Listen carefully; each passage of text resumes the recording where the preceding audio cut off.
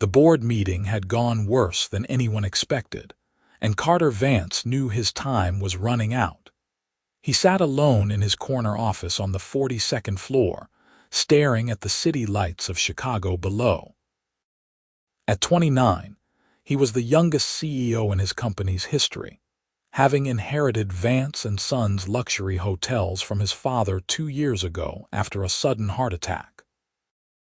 The empire was impressive, with properties stretching across 3 continents, but Carter had learned the hard way that running a billion-dollar hospitality company required more than business acumen.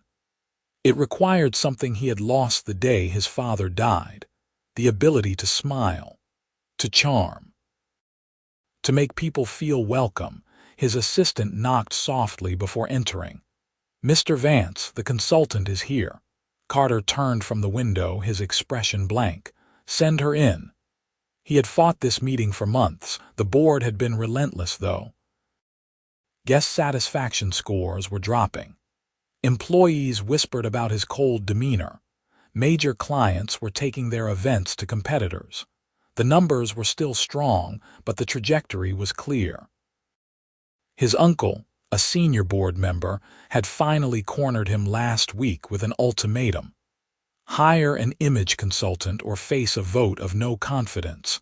The door opened, and Violet Morrison walked in. She was not what he expected. Mid-20s, maybe 27 at most, with warm brown eyes and auburn hair pulled back in a professional bun.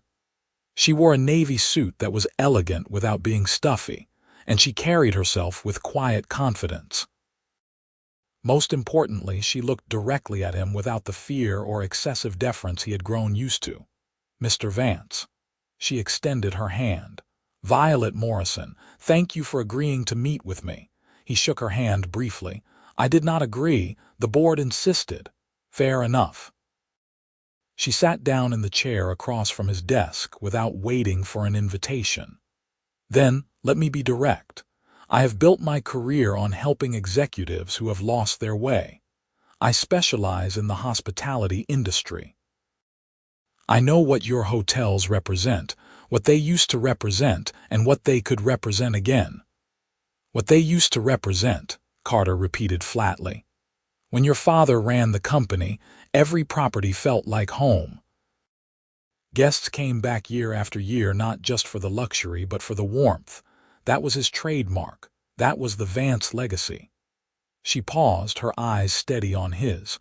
"You have maintained the luxury, but the warmth is gone." Carter's jaw tightened. "You do not know anything about my father." "I know he would not want you to bury yourself in grief while his life's work crumbles around you." The silence that followed was sharp enough to cut glass. Carter stood abruptly, his hands clenched at his sides. "This meeting is over." Violet did not move. "I lost my husband 3 years ago. Car accident. We had been married for 8 months. Her voice was calm, but something in it made Carter freeze.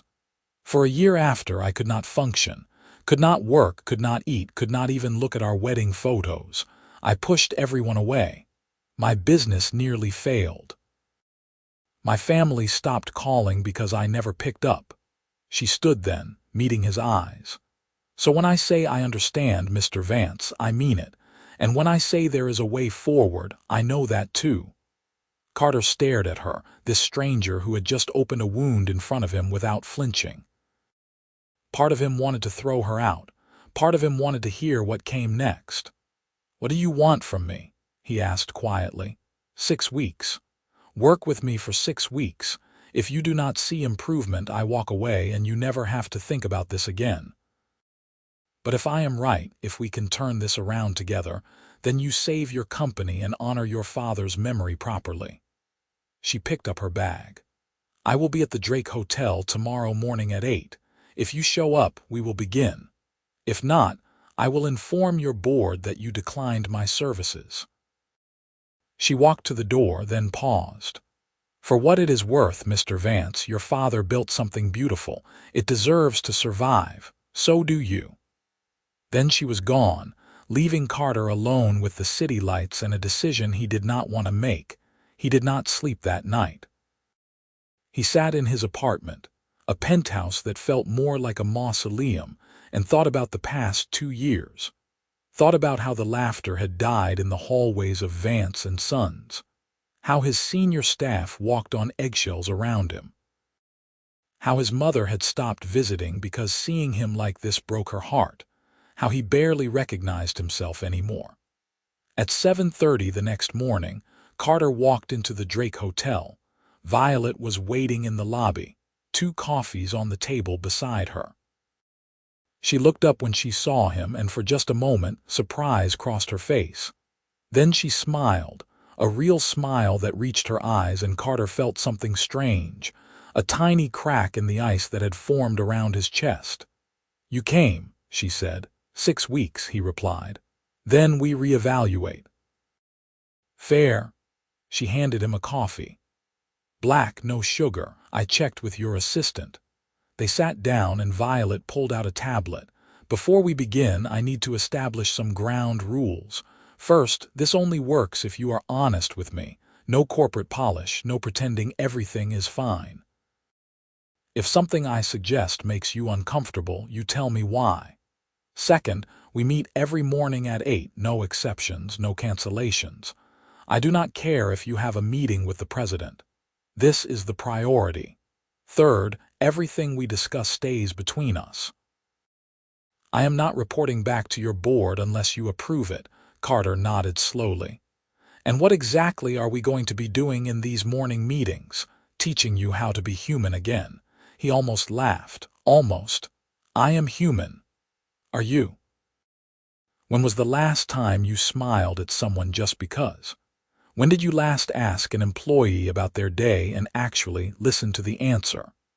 When did you walk through one of your hotels and feel proud instead of just checking boxes on a quality control list?" Each question hit like a physical blow. Carter set down his coffee. "You do not pull punches. I cannot afford to. You are paying me to fix a problem, Mr. Vance, not to make you feel comfortable." She leaned forward. "But I am also not here to tear you down. I am here to remind you of who you were before grief took over, because that person is still in there. I have seen your old interviews, read articles about you from before your father passed. You were different, engaged, you cared. I still care. Then show me." She stood up. "Come on. We are taking a field trip." For the next 3 hours, Violet dragged Carter through an experience that felt like exposure therapy. They visited 3 Vance hotels across the city. At each one, she made him do something that pushed him out of his comfort zone. At the first property, she had him greet guests in the lobby for 30 minutes. At the second, he helped the housekeeping staff for an hour. At the third, he sat in the hotel restaurant and ate lunch, and Violet made him smile and nod at every person who walked past. It was exhausting. Every forced smile felt like lifting weights. Every small talk conversation drained him. By the time they returned to his office, Carter felt like he had run a marathon. "That was torture," he said, collapsing into his chair. Violet sat across from him, looking surprisingly energized. "That was a start. Tomorrow we do it again, and the day after that, and the day after that. For 6 weeks. For 6 weeks." Carter studied her. "Why do you do this? You said your business almost failed after your husband died. Why put yourself through rebuilding it?" Something flickered in Violet's eyes. "Because staying broken was not an option, and because helping people like you helps me remember that moving forward is not the same as forgetting." She stood, gathering her things. "Get some rest tonight, Mr. Vance. Tomorrow we are going to work on your smile, my smile. It is currently more of a grimace. We will fix that." Despite himself, despite everything, Carter felt the corner of his mouth twitch. Not quite a smile, but something close. Violet noticed. "There. That is a start. See you tomorrow at 8. The next morning began with what Violet called smile training, which Carter thought sounded absurd until she explained the actual mechanics.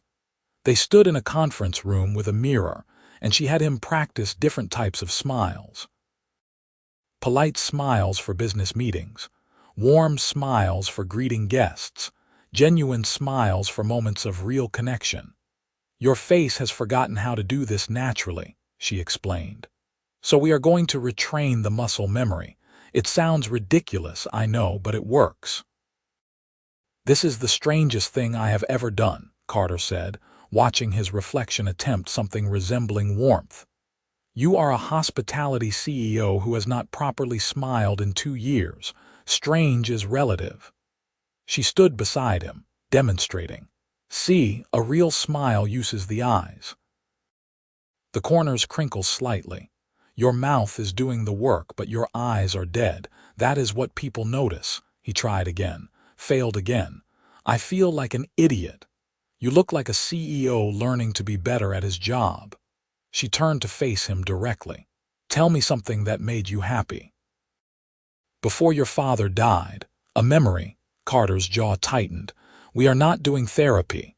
We are doing whatever it takes to help you reconnect with emotions other than grief and anger. Her voice was firm but not unkind. Tell me a happy memory. He wanted to refuse. Wanted to walk out and never come back. But something about Violet's steady gaze, the way she stood her ground without aggression, made him stop. Sunday mornings, he said finally. My father and I used to visit a different hotel every Sunday morning. We would walk through, talk to staff, have breakfast with guests. He called it keeping the pulse of the company. I called it the best part of my week. Why? Because he made everyone feel important. Every conversation mattered to him. Guests remembered him years later. Staff worked harder because they knew he cared. Carter's voice softened. He taught me that hospitality is not about thread counts and marble lobbies. It is about making people feel valued. And you have forgotten how to do that. I have forgotten a lot of things. Violet was quiet for a moment. Then we will remember them together. But first, think about those Sunday mornings. Think about how you felt walking through the hotels with your father. Now try the smile again. Carter closed his eyes, let himself remember the sound of his father's laughter. The way guests' faces lit up when they saw him. The pride Carter had felt being part of something meaningful. When he opened his eyes and smiled, Violet's expression changed. There. That is real. That is what we need. Over the following days, they fell into a routine. Every morning at 8, they met. Some days they practiced in conference rooms. Other days, Violet dragged him out to the hotels again, pushing him to engage with staff and guests. She was relentless but never cruel, always knowing when to push and when to step back. Carter began to notice small changes. Employees stopped tensing when he walked into a room. A few guests recognized him and thanked him for the excellent service. His assistant commented that he seemed less distant, but more than that, he began to notice Violet. The way she tilted her head when she listened, giving someone her full attention. How she remembered details about people after a single conversation. The soft sadness that occasionally crossed her face when she thought no one was watching. She was teaching him to reconnect with the world, but she herself seemed to be holding something back, keeping people at arm's length even as she helped them open up. 3 weeks into their arrangement, they were sitting in the hotel bar after a particularly long day of training. Carter had just finished leading a staff meeting, something he had been avoiding for months, and Violet had declared it successful enough to warrant a drink. You did well today, she said, sipping her wine. The team responded to you. They believed you cared. I do care. I always have. Carter swirled his whiskey. I just stopped knowing how to show it. You are remembering. She looked at him, and something in her expression was different, softer. Your father would be proud. The words hit harder than he expected. Carter set down his glass, suddenly unable to look at her. How do you do it? How do you keep going after losing someone you love? Violet was quiet for a long time. Honestly, some days I do not know. Some days I wake up and it still feels impossible. But I made a choice after that first terrible year that I would not let his death erase my life too. That I would find meaning again, even if it looked different than I planned. Do you ever feel guilty for moving forward every single day? Her voice was barely above a whisper. Every time something good happens, there is this voice that says I do not deserve it. That I should still be grieving, still be stuck in that moment. But then I remember that he would hate that. He would want me to live. Carter looked at her then, really looked at her, and saw the truth she had been hiding behind professional competence and warm smiles. She was just as broken as he was, just as lost. The only difference was that she had learned to keep walking anyway. "Thank you," he said. "For what?" "For understanding. For not pretending this is easy." Violet met his eyes and something passed between them. A recognition. A connection that went deeper than consultant and client. "You are not alone in this, Carter," she said softly, using his first name for the first time. "None of us are." They talked until the bar closed, sharing stories about loss and memory and the strange process of rebuilding a life after it shatters. When they finally parted ways, Carter felt something he had not experienced in 2 years. Hope. And maybe something else, something he was not quite ready to name. The next morning, Violet was waiting with coffee as usual, but there was a tension in her shoulders that had not been there before. "We need to talk about the board presentation," she said without preamble. Carter had been dreading this. In 2 weeks, he was scheduled to present the quarterly results and address the concerns about company culture and guest satisfaction. It would be the board's first chance to evaluate whether Violet's work was making a difference. What about it? You need to be vulnerable. You need to tell them the truth about the past 2 years, about the changes you are making, about why this matters. She paused. "They need to see the person I am seeing." "I cannot do that." The words came out more sharply than he intended. "I cannot stand in front of the board and talk about my feelings. That is not how business works. That is exactly how hospitality works. Your company is built on human connection.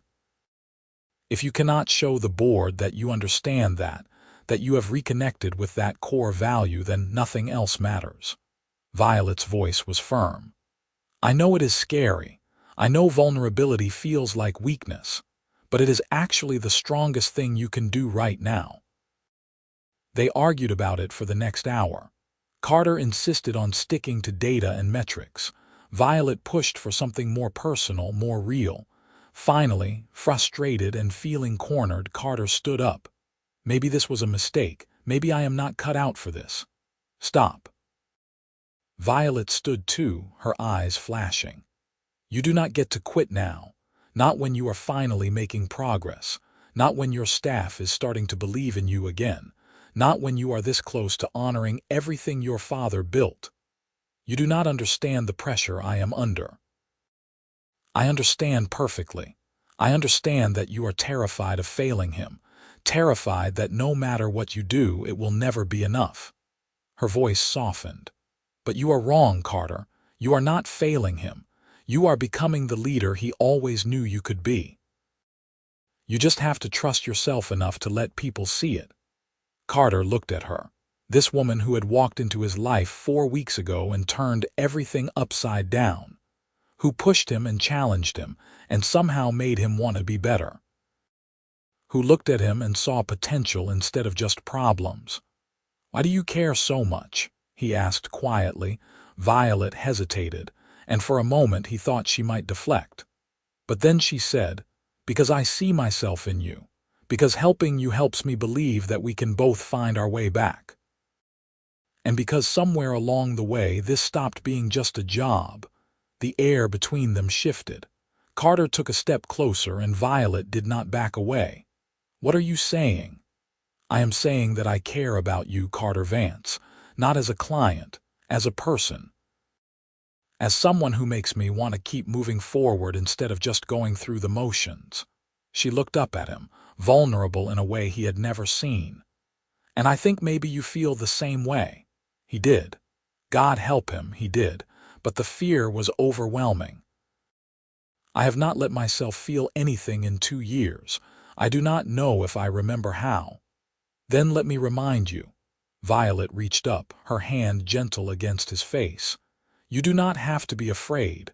Not with me. Carter kissed her then, and it felt like waking up after a long sleep. Like the first breath after being underwater. Like everything that had been frozen inside him was finally starting to thaw. When they pulled apart, Violet was smiling. A real smile, the kind that lit up her whole face. That was unexpected, she said. Was it? Carter felt his own lips curving and realized he was smiling too. Genuinely, without effort, for the first time in forever. Maybe not entirely. She laughed, and the sound was light and free. But we should probably talk about what this means for our working relationship. We have 3 more weeks left in our agreement. We do. I would like to extend it, indefinitely. He pulled her close again. Not as consultant and client, as whatever this is. Violet wrapped her arms around him. I would like that, but you still need to fix that board presentation. I know, and I will, with your help. They spent the next 2 weeks preparing. Carter worked on his presentation, finding ways to be honest without being unprofessional, to show growth without making excuses. Violet helped him refine his message, practice his delivery, and most importantly, believe in himself. But they also spent time just being together. Dinners that stretched late into the evening, walks along the lakefront, quiet mornings where they talked about everything and nothing. Carter felt himself coming back to life, piece by piece, and Violet was there for all of it, patient and warm and so incredibly understanding. He learned about her husband, Daniel, and the life they had planned before it was stolen away. She learned about his father, about the weight of legacy and expectation. They shared their grief and found that carrying it together made it somehow more bearable. The night before the board presentation, Carter could not sleep. He stood at his apartment window, staring out at the city when his phone rang. Cannot sleep either. Violet's voice was soft. Too nervous. Want company? 20 minutes later she was there, wearing sweatpants and an oversized sweater, her hair down for once. She looked beautiful. She looked real. They sat on his couch and Carter pulled her close. What if I mess this up? You will not. But what if I do? What if they vote me out anyway? Violet turned to face him, her hands on his shoulders. Then you will have tried your best. You will have shown them who you really are. And whatever happens, you will not be alone. I will be there. Promise. Promise. She kissed him gently. Now stop worrying and get some sleep. You have a board to impress tomorrow. They fell asleep there on the couch, wrapped around each other, and Carter slept better than he had in 2 years. The next morning, he stood in front of the board of directors, his heart pounding but his voice steady. He presented the quarterly numbers, which showed promising improvements in guest satisfaction and employee morale. He outlined the changes that had been implemented across all properties. And then, taking a deep breath, he did what Violet had asked. He told them the truth. 2 years ago, I lost my father. But more than that, I lost myself. I let grief consume me to the point where I was destroying the very thing he spent his life building. I was not just a bad leader.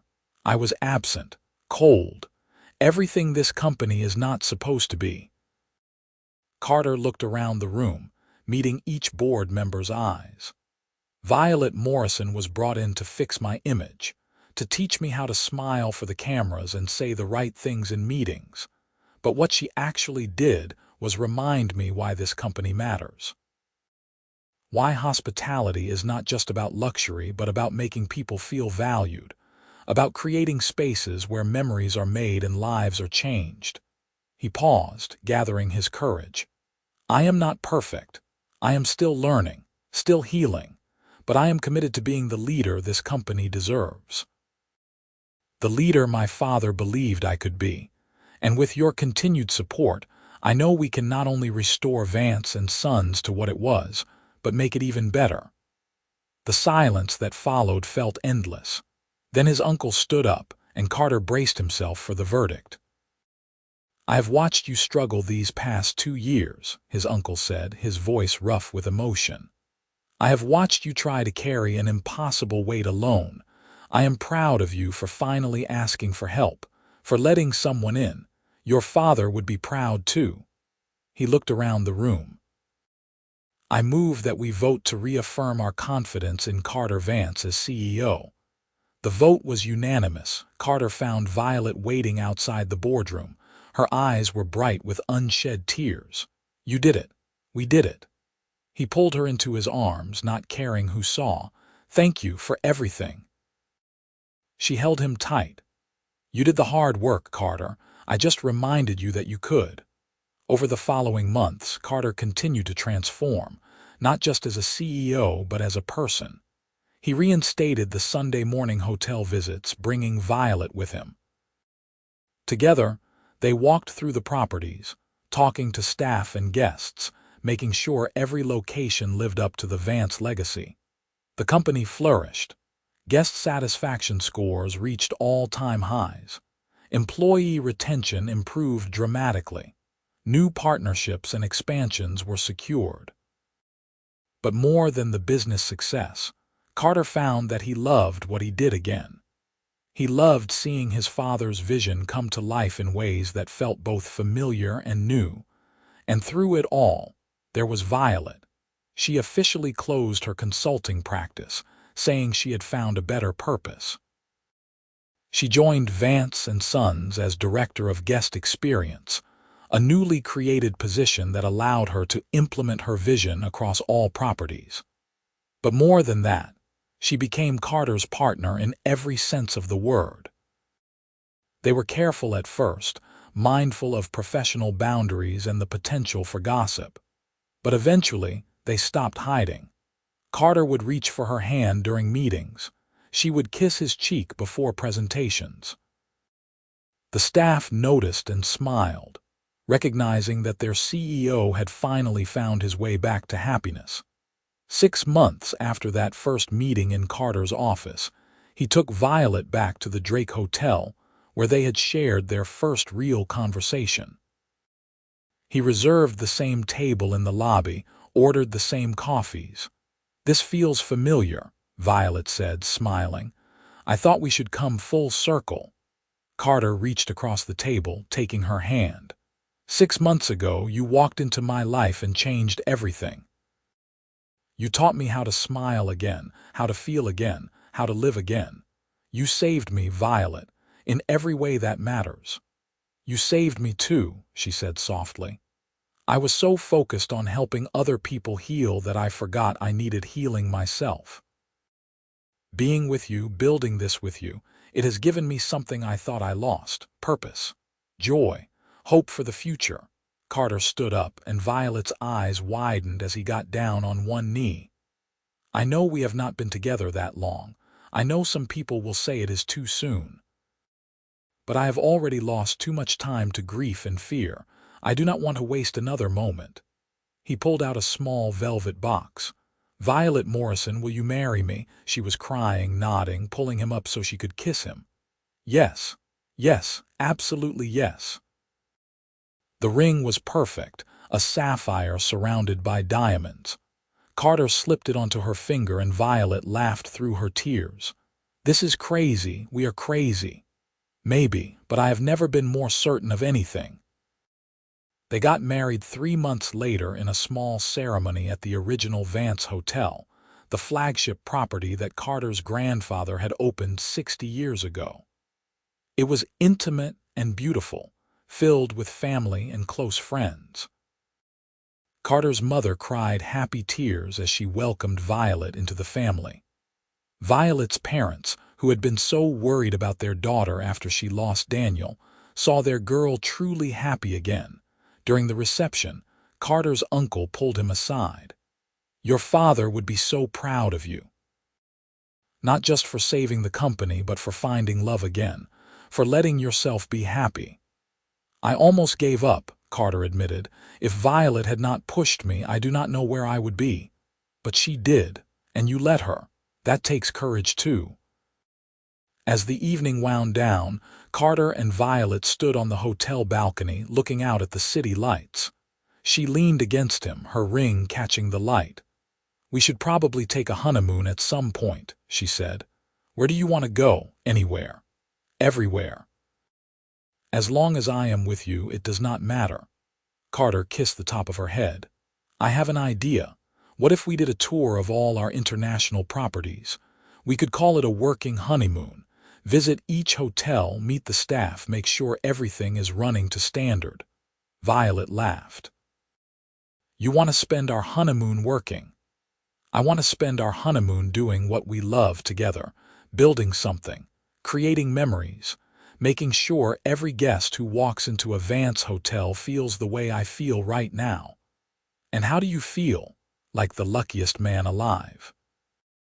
They did exactly that.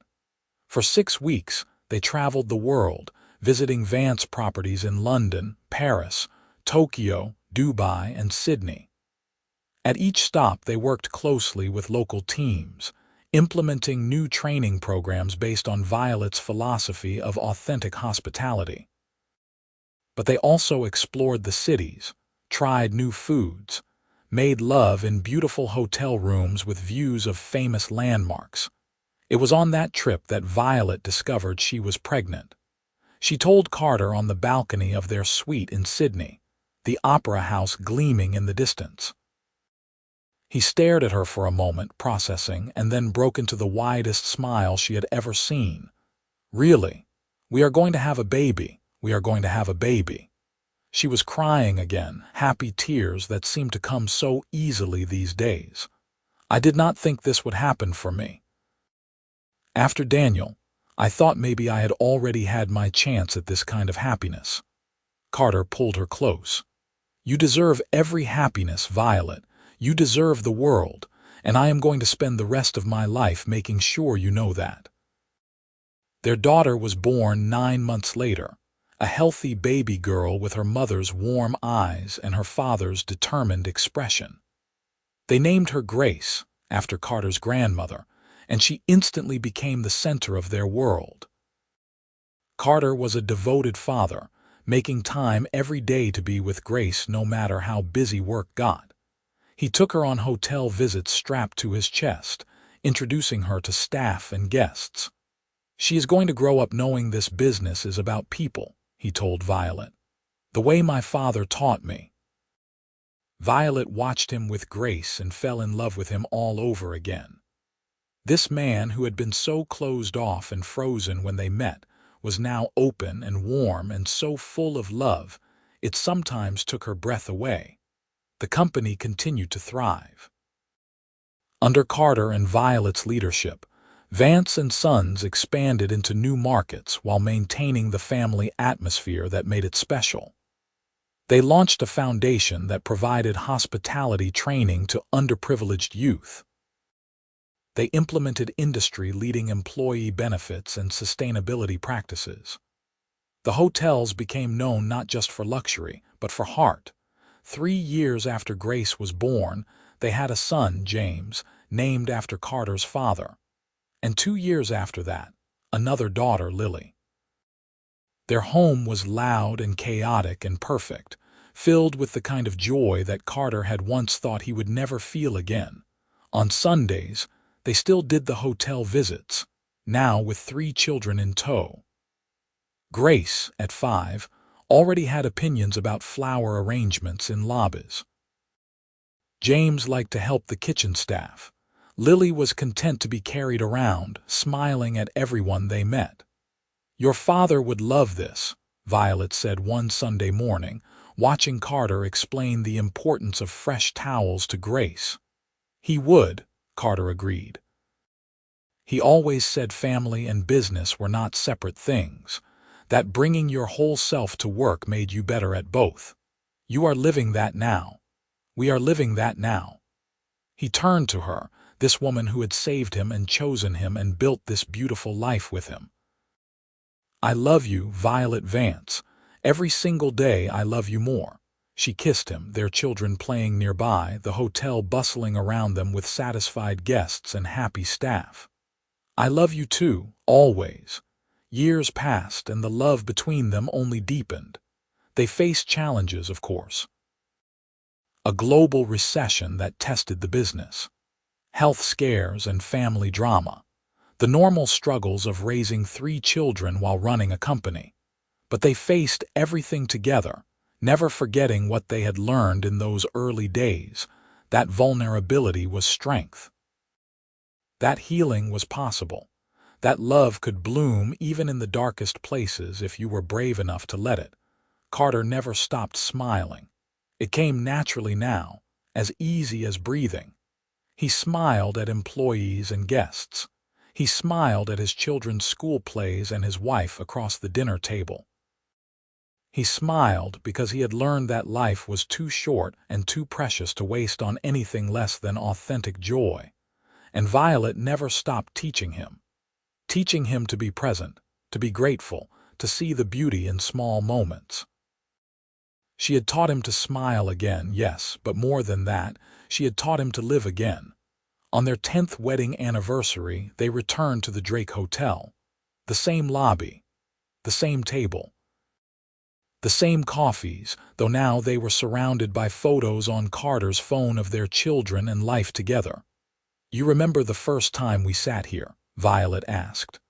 "I remember thinking you were going to be a nightmare to work with, too pushy, too confident," she laughed. "And now I know you are still pushy and confident, and I would not have it any other way." He took her hand, running his thumb over her rings. "You changed my life, Violet. You took a broken man and showed him how to be whole again. You did the same for me." "I was just better at hiding how broken I was." She squeezed his hand. "We healed each other, Carter. That is what love does. That is what our love does." They sat there for a while, comfortable in the silence, watching people move through the hotel, couples checking in for romantic weekends, families starting vacations, business travelers looking for a moment of peace. And Carter felt proud knowing that his hotel's, his family's legacy was making all those moments possible.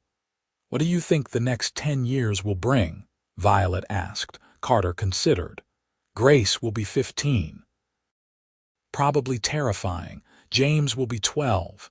Lily will be 10. The business will keep growing. We will keep growing." He looked at her, his partner in everything. "But whatever comes, we will face it together." "Together," Violet agreed. "Always." As they left the hotel that evening, walking hand in hand into the Chicago night, Carter thought about the journey that had brought them here. From that first contentious meeting to this moment of complete contentment. From grief and isolation to love and family. From forgetting how to smile to having so much joy, he sometimes could not contain it. Violet had hired on as his image consultant, tasked with teaching him to smile again. But she had given him so much more. She had taught him to feel, to hope, to build a future instead of just surviving the present. And in return, he had taught her that her heart had room for more love, that honoring the past did not mean being trapped in it, that second chances were real and worth fighting for. They had both been broken when they met, both lost in grief and fear. But together, they had found their way back to the light, found love in the most unexpected place.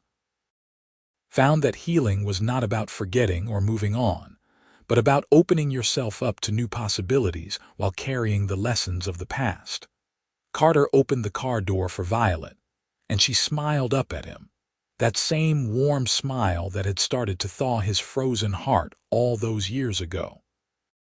He smiled back, genuine and full of love, and thought about how grateful he was for that board meeting that had gone so terribly wrong, for his uncle's ultimatum, for every circumstance that had led to Violet Morrison walking into his office and changing his life forever. "What are you thinking about?" Violet asked as he slid into the driver's seat. "Just that I am the luckiest man alive. You say that a lot. Because it is true. Every single day it is true. She leaned over and kissed his cheek. Take me home, Carter Vance. Our babies are waiting. Our babies, our home, our life. He pulled out into traffic, heading toward the brownstone they had bought in Lincoln Park, the one filled with toys and laughter and the beautiful chaos of family. I love the sound of that. Me too, Violet said softly. Me too. And as they drove through the city, passing the hotels that bore his family name, Carter thought about legacy.